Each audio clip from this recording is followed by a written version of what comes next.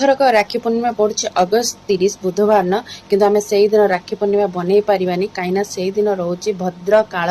ग्रहण कहतु बा गोटे खराब नक्षत्र पड़ुछि तो सेही समय रे कोनोसी भी शुभ कार्य हेई परिबानी जेहेतु भद्र गोटे खराब नक्षत्र आ राखी पूर्णिमा होछि गोटे शुभ कार्य भौणी माने भाईर शुभ मनासी कि भाई एतरे राखी बांधतांती तेणु करी सेदिन राखी बंधन हेई परिबानी कोनोसी भौणी निज भाई को राखी बांधी परिबानी मन दुख करंतिनी ता पर दिन अगस्त 31 गुरुवार दिन 10:54 रु 7:30 पर्यंत शुभ समय रोची बा पूर्णिमा रोची तो आमे सब भौणी माने आम भाई मानक शुभ मनासी कि ता हाथ रे राखी बांधी परिबा आउ एई राखी बंधन मानिबा पई किछिटा निर्दिष्ट नियम रही तो भाई जो राखी बांधुव बिल्कुल भी कला वस्त्र पिंधिब नाही